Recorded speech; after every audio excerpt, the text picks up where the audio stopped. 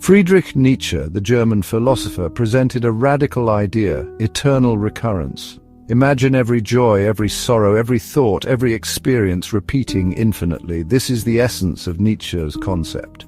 He asks us to confront a universe where our lives play out again and again in an endless loop.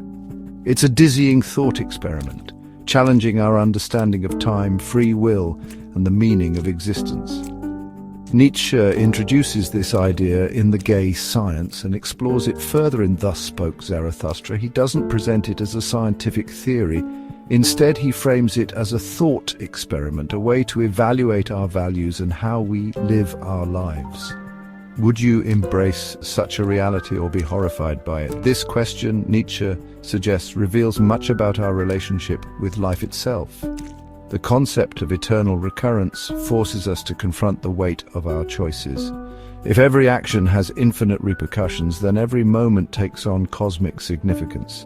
It challenges us to live authentically, embracing even the difficult and painful aspects of existence, knowing they too will return. This is where Nietzsche's concept diverges from simple repetition. It becomes a call to action, a demand to live fully in the face of the infinite. The idea of eternal recurrence wasn't entirely new when Nietzsche introduced it.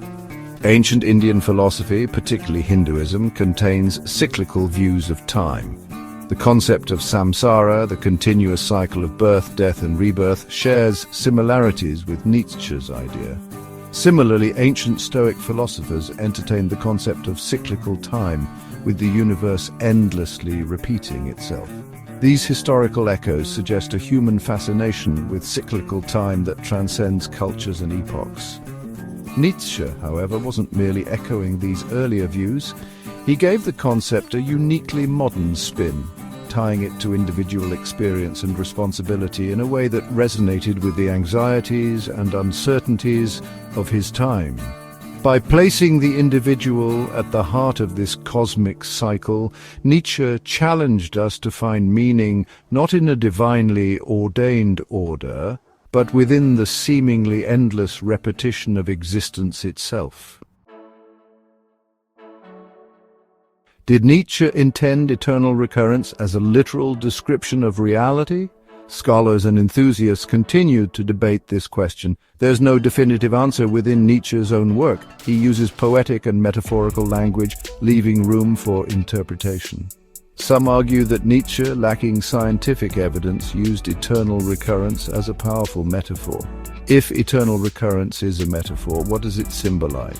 It might represent the interconnectedness of all things, the idea that our actions have far-reaching consequences that ripple through time. It could also symbolize the importance of living fully in the present moment, since we might experience it countless times.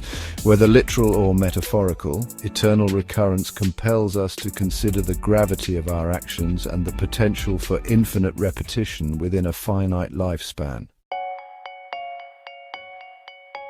Section 4. Living life on repeat, implications and consequences. The philosophical and ethical implications of eternal recurrence are profound. Imagine confronting the highs and lows of your life, not just once, but for eternity. Would you live differently? Nietzsche believed that contemplating eternal recurrence could lead to a deeper appreciation for life. If we knew we were destined to relive our lives, we might be more inclined to savor each moment, to pursue our passions, and to live authentically. It's a call to embrace the totality of existence, the good and the bad, with a sense of acceptance and even joy. Of course, the idea of eternal recurrence can also be daunting.